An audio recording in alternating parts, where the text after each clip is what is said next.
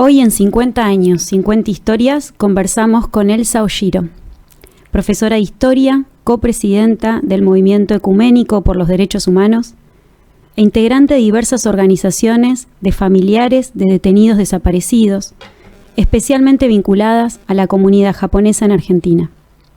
Elsa lleva adelante la búsqueda de justicia por su hermano Jorge Eduardo Olliro, secuestrado y desaparecido por el terrorismo de Estado en 1976.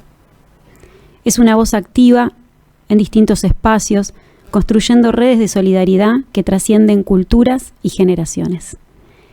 Gracias, Elsa, por estar hoy acá. Gracias por la invitación. Un día de lluvia y te viniste de Capital. De Capital. Villa Devoto. Villa Devoto. Sí. Y bueno, me imagino que estos viajes de ir a contar la historia los venís haciendo hace muchos años. Sí,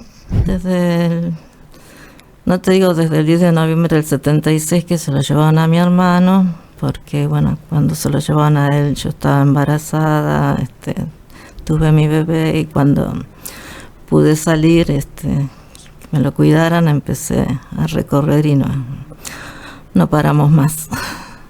¿Querés contarnos cómo es tu historia familiar? Bueno, mi historia familiar es: mi mamá nació en la Argentina en 1930 y de chica se fue con mi abuela y su hermano a Japón para estudiar, empezar sus estudios. Lo agarró la guerra y recién pudo volver cuando tenía 21 años, en 1951.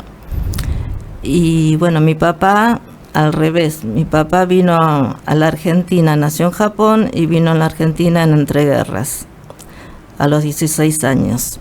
O sea que mi papá tenía más años en Argentina que mi mamá, pero mi mamá era la que votaba. Bueno, y después se casaron. ¿Dónde se conocieron? Eran más o menos del mismo pueblo. Uh-huh. Entonces, viste cómo eran antes, se arreglaban los matrimonios. Y mi abuelo había hablado ya con mi papá, que tenía una hija que iba a venir de Japón y qué sé yo. Bueno, se conocieron, se casaron. Y después nacimos los 6 hijos. Yo soy la mayor. Y después viene Jorge. Yo le llevo 4 años a Jorge. Después venían otros 2 hermanos con 1 año de diferencia entre sí. Y después vienen las mujeres. Silvia, a la que le llevo 9 años, y Marta, que le llevo 11. Éramos 6 hermanos.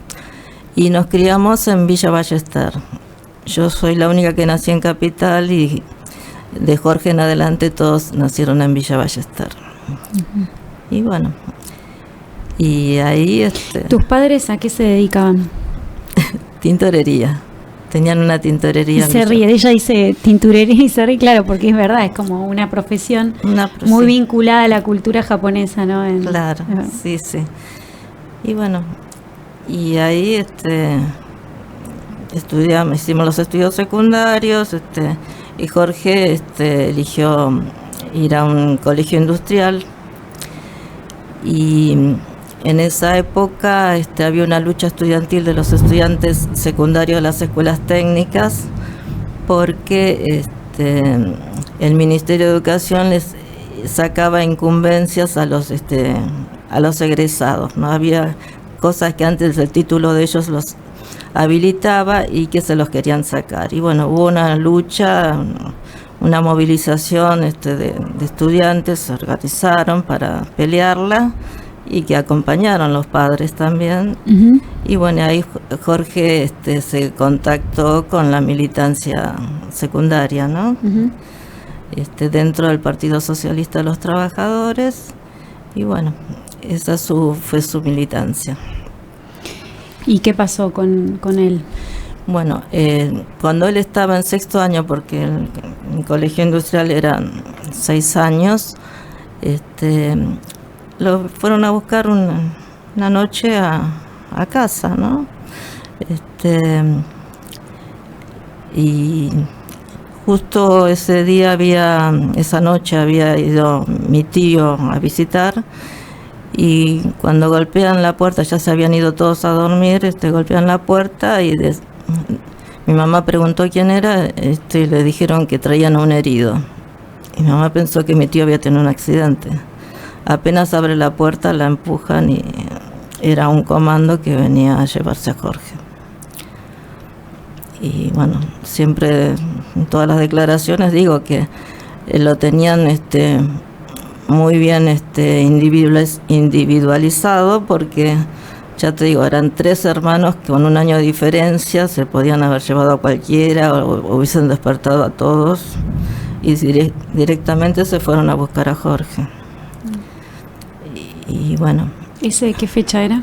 10 de noviembre de 1976. Así que... Y imagino que a partir de ahí arrancó toda la lucha de la familia, ¿no? Por saber dónde estaba. Claro, sí.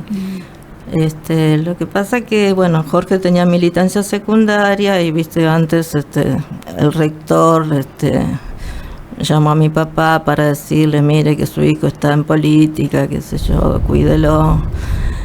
Y bueno, mi papá le decía, pero como él militaba en el Partido Socialista de los Trabajadores, que era una organización trotskista, pero no estaban con la lucha armada, ¿no? Y supuestamente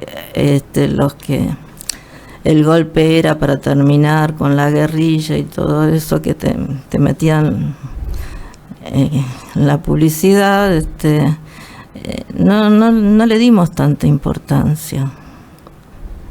Incluso Jorge le planteó a mi papá, me tendría que ir de casa un tiempo porque es peligroso. Mi papá le dice, pero si no hiciste nada malo, quédate, tenés que dar la cara y ya no va a pasar más nada. Y bueno, la apreciación de mi papá tenía su lógica, y Jorge le dijo, bueno, sí, tiene razón, bueno, y se quedó en casa. No te puedo contar la angustia de mi papá. Me dice, yo si hubiese sabido, lo hubiese dejado ir. Pero eso bueno, imagino también que cambió la vida de todos para siempre, ¿no? Y sí, porque bueno, pero yo no te puedo decir cuándo nos dimos cuenta que Jorge no volvía más, porque siempre pensamos que iba a volver. Qué sé yo, desapareció en noviembre, desapareció, no, se lo llevaron en noviembre. Y pensamos, bueno, para las fiestas, esta gente que es tan cristiana, ¿no? Lo van a devolver, le dieron un susto a este chico para que aprenda. Y no, y pasaron la fiesta, pasó el 25 de mayo, qué sé yo, uno se agarraba a cualquier cosa, ¿no? Y mientras tanto, sí, mi papá hizo la denuncia ante la policía, después mi familia iba a una iglesia evangélica, la iglesia evangélica japonesa, y con contactos nos dijeron que había una organización, el movimiento ecuménico, donde se podían hacer denuncias también y te podían orientar. Y bueno, mi papá fue acompañado por gente de la iglesia. Después yo fui a la liga, fui todo donde se podía ir, ¿no? Hicimos habeas corpus, bueno, lo que hace todo el mundo. ¿Y ustedes recibían alguna respuesta de algún lado? No, solamente en un habeas corpus nos dijeron que no había nada, pero si no, tampoco los habeas corpus los presentabas y no te contestaban nada. ¿Y qué sentían respecto a la actuación de la justicia o del Estado, del gobierno en ese momento? No, realmente te dabas cuenta, te ibas dando cuenta de lo que estaba pasando, porque cuando ibas a la liga veías infinidad de gente ahí, y bueno, en el boca a boca te vas enterando más o menos, más tomando conciencia de lo que está pasando, ¿no? Y bueno, y en esa búsqueda te encontrás con gente con la que empezás a caminar, ¿no? Por ejemplo, a casa vinieron una esposa de un desaparecido de la colectividad y la hermana de otro desaparecido, y empezaron a juntar a todas las familias desaparecidos de la colectividad japonesa para hacer fuerza ante las instituciones de la colectividad japonesa. ¿Y cuántas personas pudieron identificar de la colectividad desaparecidas? 17. Uh-huh. Y bueno, intentamos llegar al gobierno japonés a través de la embajada. Bueno, durante la dictadura en ningún momento tuvimos una respuesta favorable, ¿no? Como en otras embajadas sí sabemos que la tuvieron. Pero recién después, en el 1999, el gobierno japonés nos dijo que la agenda, que iba a consultar interpelar al Estado argentino, que el tema de los desaparecidos descendientes japoneses iba a ser parte de la agenda bilateral, pero ya... ¿Y alguna vez actuó fuertemente el gobierno japonés o siempre fue así tibio o evasivo? Y no, preguntan, ¿viste? Y qué sé yo, por ejemplo, la primera vez el secretario político de la embajada nos llama, dice que fuéramos un grupo chiquito, que no querían, tenían algo que decirnos, que desde la Cancillería le habían dado un informe de cada uno de los detenidos desaparecidos, ¿no? Y cuando lo veo era secuestrado en el distrito tal, zona tanto, el responsable, por ejemplo, en nuestro caso era el general Riveros, y todo eso yo lo había leído en el libro Memoria de Vida. Esto está sacado de un libro, y el hombre se reía de los nervios, porque yo pensé que era información confidencial. La Cancillería le dio... De la Argentina le dio a la Embajada de Japón el contenido de un libro. El informe de cada uno, se fijaba en dónde había sido secuestrado, quién era el responsable. Y sí, el responsable de la zona 4 era el general Riveros, en el de zona 1 Suárez Mason, qué sé yo. Pero eso lo sabían todos, no era información confidencial. Nosotros queríamos saber en qué campo estuvo, a quién lo torturó, qué hicieron con su cuerpo, ¿no? ¿Y supieron eso?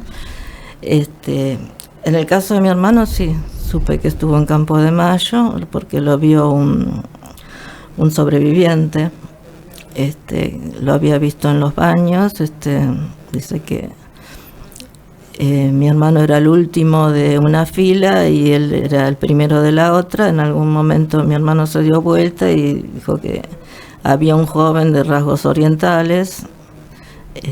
Desde la Secretaría de Derechos Humanos me llamaron y me dijeron si podía darle una foto de mi hermano para que la reconociese, y sí, se lo mandamos y me dijo que sí, que era el que había visto.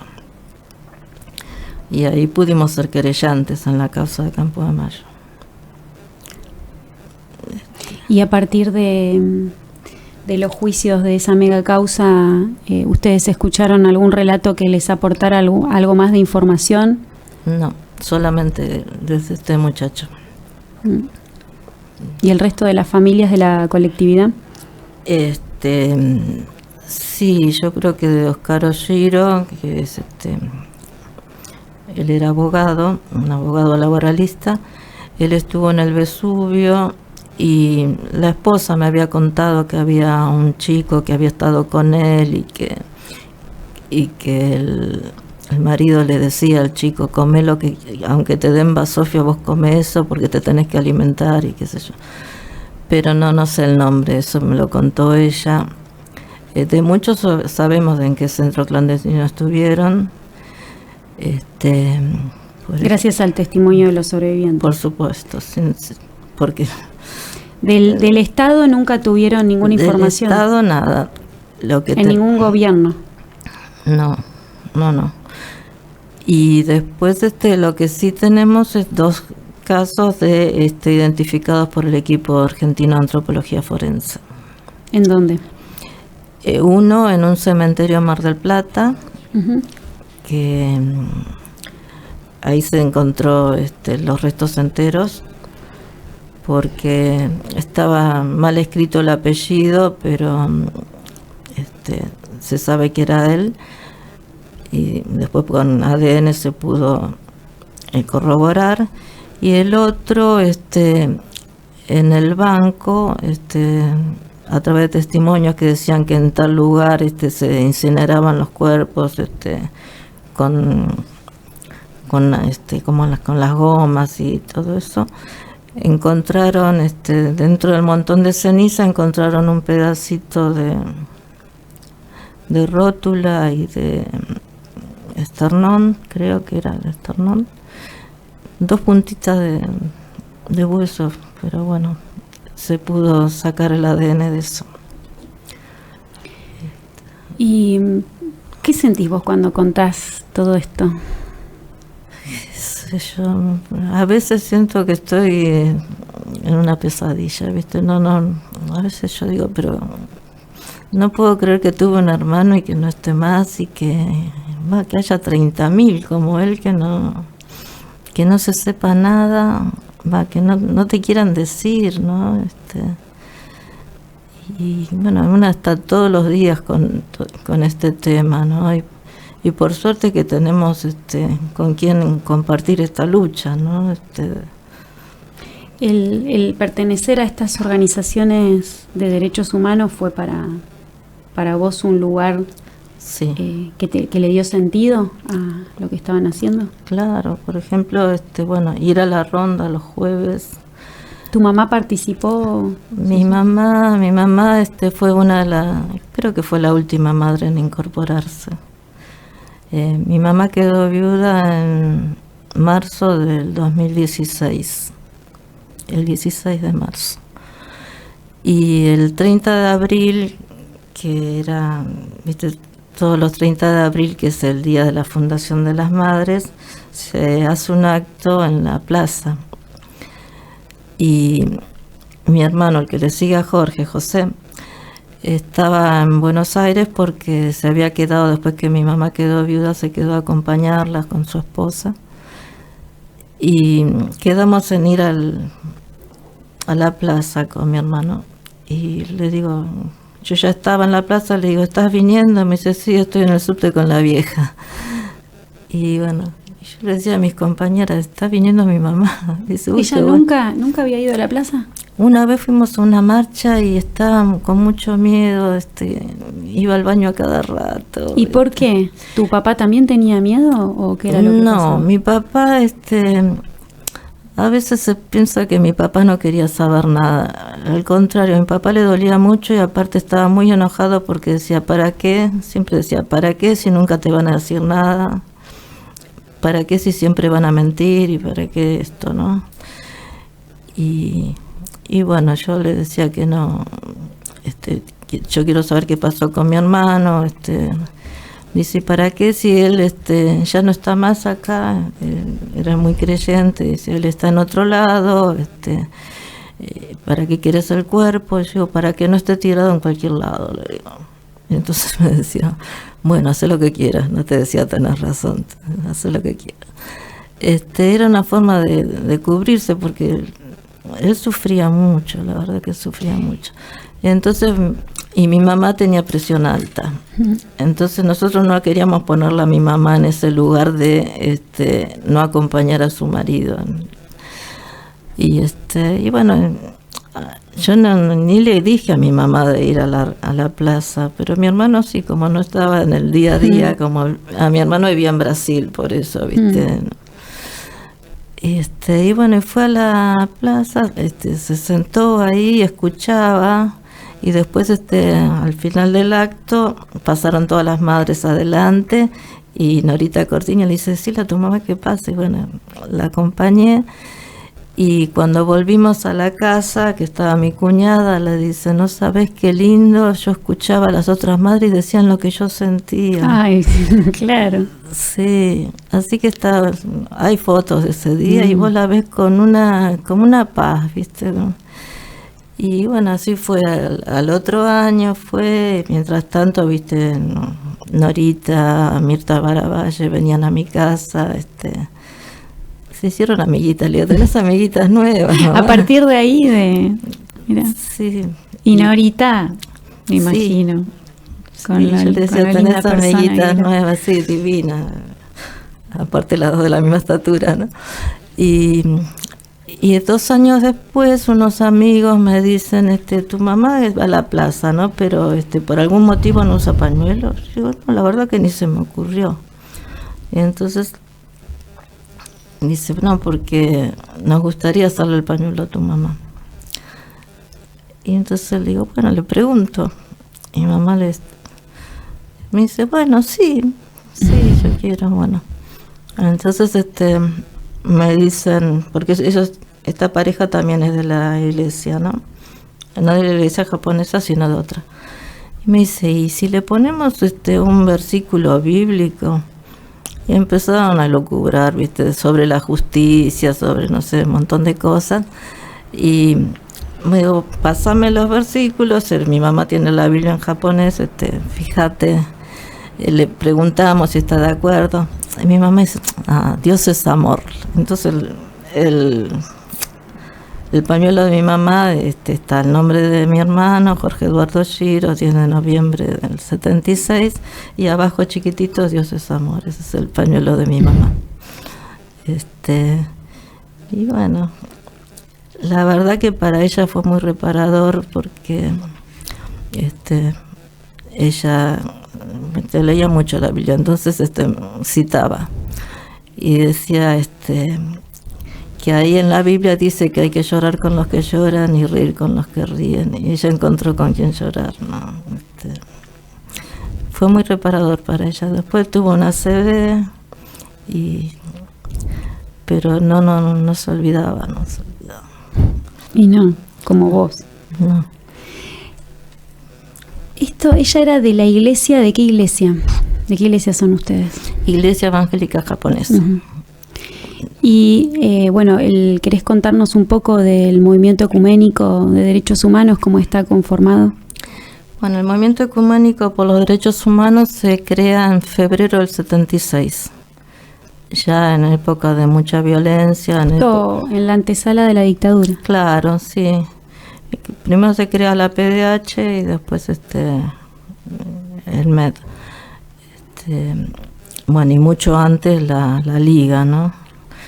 La Liga Argentina, que en ese momento se llamaba por los derechos del hombre y ahora se llama por los derechos humanos. Bueno, es una iglesia que es un movimiento de iglesias cristianas, tanto católicas como protestantes, tratando de dar respuesta a esa demanda de contención que había ya previo al golpe, ¿no? Esa etapa de violencia, de llegada de exiliados chilenos, y bueno, son varias iglesias evangélicas y diócesis católicas. En ese momento, en el momento de la fundación, la diócesis de Quilmes, Monseñor Novak, de Viedma, Monseñor Gesaine. Y qué interesante, ¿no? Teniendo en cuenta que la iglesia, una parte de la iglesia importante, la hegemónica, la de las cúpulas, estaba un poco legalizando la dictadura, ¿no? Sí. Y curas que estaban en la sala de tortura. Pero bueno, ahí había obispos que se jugaron, ¿no? Monseñor de Nevares también, que eran obispos tampoco. Bueno, y cantidad de sacerdotes y monjas detenidos desaparecidos, catequistas. había una iglesia cercana al pueblo que es como la concebimos desde el movimiento ecuménico, basada en el amor al prójimo, en la protección a los más desposeídos. ¿Y vos, cuando empezaste la búsqueda de tu hermano y te uniste a estas organizaciones, no tenías miedo por tu vida? No.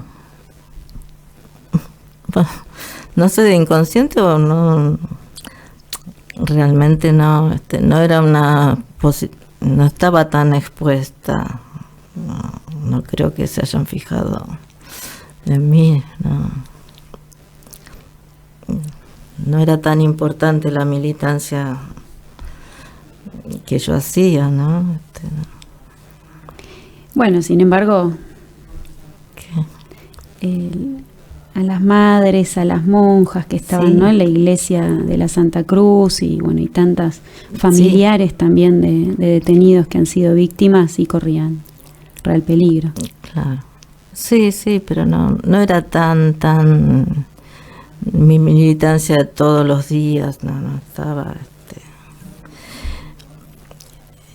iba a los juzgados, iba a algunas marchas, pero no era de las que organizaba todo eso, ¿entendés? ¿Y qué rol tuvo el MED en esa etapa? En esa etapa, bueno, ayudando a los exiliados a buscarle un lugar donde ir. ¿Salvó a muchas personas? ¿Pudieron salvar a muchas personas de esa forma? Sí.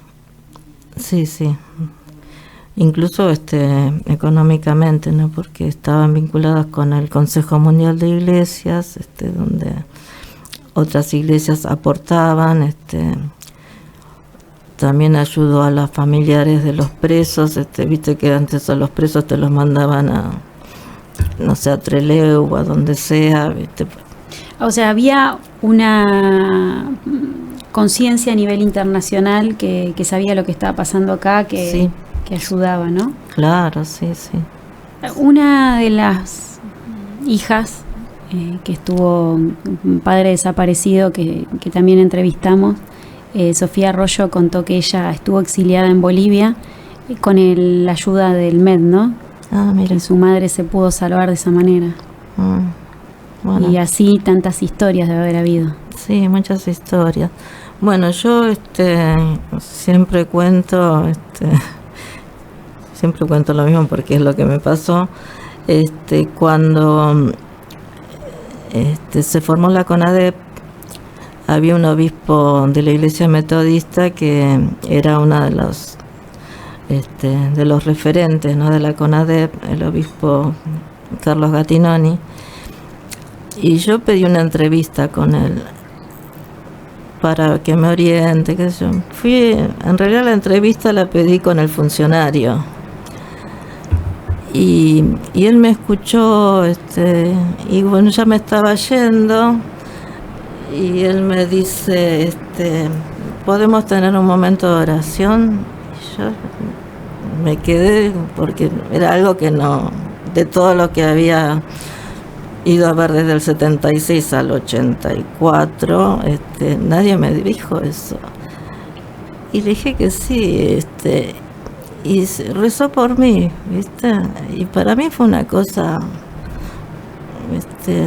se me vino todo abajo porque toda esa estructura de fortaleza que me había creado, esa coraza, se me vino abajo, ¿viste? Y bueno, me di cuenta de la frágil que soy y ahí recuperé parte de la fe que por mucho tiempo no lo tenía como una cosa de mi papá, de mi mamá, pero no mía.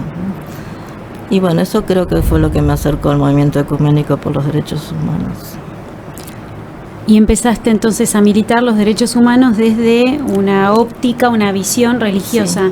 Sí. ¿Y esa óptica, esa visión, le da otro sentido a toda la historia? No es que le dé otro sentido, a mí me fortalece, porque si no es insoportable. Yo decía, yo creo que en Dios, ¿no? Pero yo decía, bueno, si no existe hay que inventarlo para mi mamá, porque realmente a mi mamá la sostuvo eso, ¿no? Bueno, a mi papá también, a los dos. Entonces, y te da otra perspectiva, ¿viste? Porque, qué sé yo, bueno, no me quiero hacer un programa religioso, pero cuando yo veo todo lo que sufrió Jesús, primero todo ese ministerio, ¿no? que él le dedicaba a los pobres, a los parias de esa época, y que no era declamatorio solamente, porque a él también lo torturaron, a él también le hicieron una causa. Sí, fue un preso político, claro, y fue muerto por sus ideas. Y no hay sufrimiento humano que no haya padecido. Entonces, yo me identifico con todo eso y eso me fortalece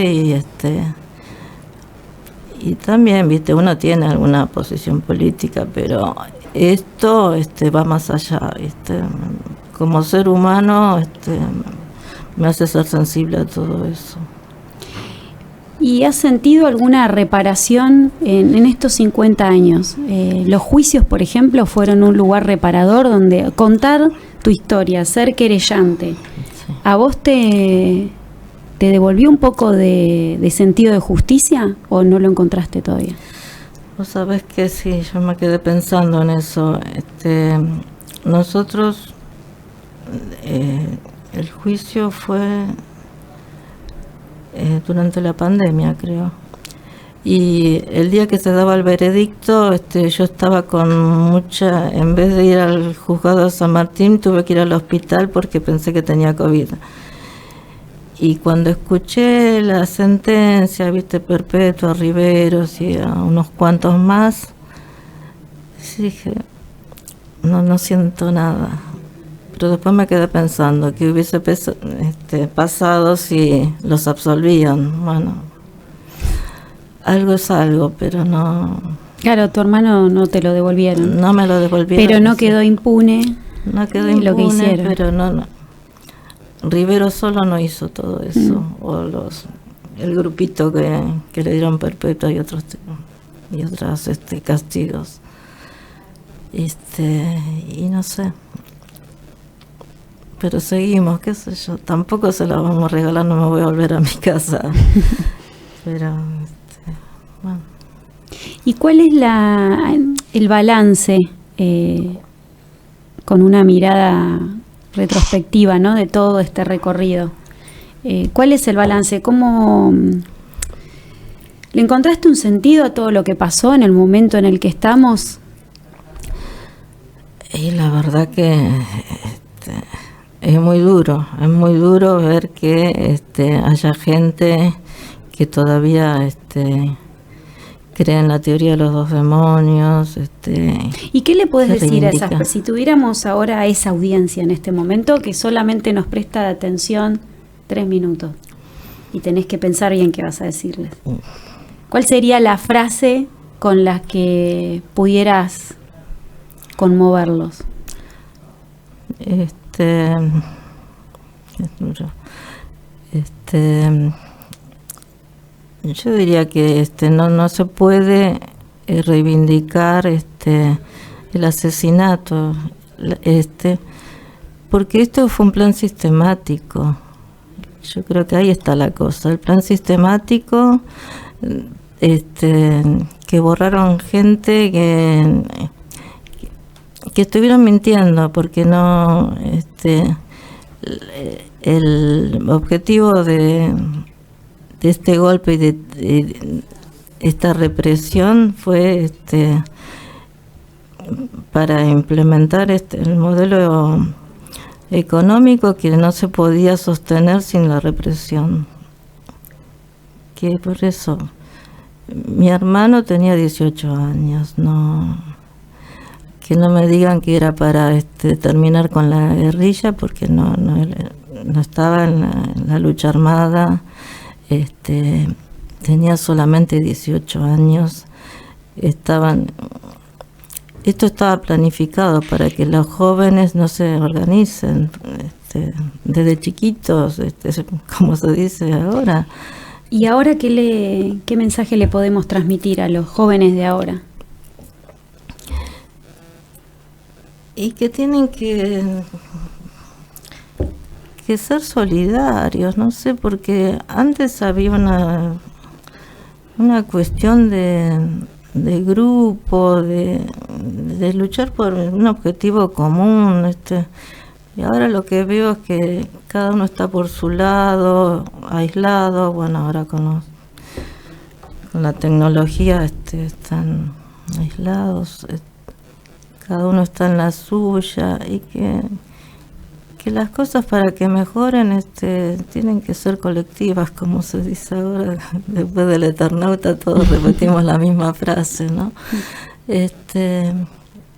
Que de todo se sale junto con el otro, ¿no? Con la otra, que tienen que ver que hay gente que sufre y que ellos pueden aliviar ese sufrimiento o ayudar para que las cosas mejoren. No se salva solo esto que dicen que la prosperidad de uno, que si uno es bueno, si es creyente, que Dios lo va. No es así. La salida no es individual, no es por mérito propio. Hay gente que no tiene oportunidades. No sé, el ser humano es para vivir en comunidad, no es para vivir aislado. Sí, incluso a mí me suena un poco contradictorio esto, ¿no? De que a uno le va a ir bien porque Dios te va a ayudar de manera individual, ¿no? Que es el abono a la cultura de la meritocracia. Sí. Es contradictorio en definitiva, volviendo a la frase que eligió tu mamá para el pañuelo, ¿no? Dios es amor, Dios. Si crees en Dios y crees que es amor, el amor no es nunca individual. No. El amor es una relación con otro. Sí. Es en energía, es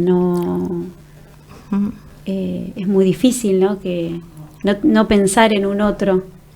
Y si no hay amor y pensás en un otro sin amor, bueno, es una sociedad bastante oscura, bastante gris. Y no te puedes salvar odiando al otro. Como dijo este hombre ayer en Israel, que decía que no se puede convivir con ciertas culturas. ¿Qué es eso? Ni siquiera dice con ciertos no se puede convivir con los terroristas, ni siquiera dijo eso. No sé, con algunas culturas no se puede convivir. Bueno, yo coincido, porque con esa cultura del odio es muy difícil convivir. Con los que predican la cultura del odio es verdad que es muy difícil convivir. Pero los que tenemos otra opinión somos muchísimo más tolerantes. Y además, bueno, con vos y con el trabajo que hacen ustedes desde las organizaciones de derechos humanos, demuestran que desde esta perspectiva hay realmente amor, porque nunca hay venganza, no se buscó la venganza, sino que siempre se buscó la justicia, ¿no? Totalmente, sí. Bueno, queremos agradecerte por esta tarde de lluvia que te pudiste acercar hasta acá. Y bueno, te dejamos un pequeño presente, símbolo de este programa, a cada una de las personas que nos acompañan. Ay, muchas gracias. Y siempre les hacemos la misma pregunta, ¿no? ¿Qué ves? ¿Qué veo? Veo una persona que ha envejecido entre estos 50 años, sin respuestas, y bueno, vamos a ser fieles hasta la muerte, como dicen, ¿no? Es lo que nos tocó vivir personalmente, como familia, como sociedad. Y bueno, vamos a tratar de honrar a nuestros 30.000 y que no haya más. Nunca, como decía Vera Harach, hoy más que nunca, nunca más, ¿no? Porque vienen tiempos muy feos. yo no pensé que siempre íbamos a estar mejor, pero realmente estamos, es un desafío muy grande. Y bueno, esperemos ver, aunque sea que empezamos a cambiar, pero bueno. Bueno, sí. gracias. Yo veo a una de las protagonistas de estos 50 años y también veo a tu hermano en tu recuerdo. Así que gracias.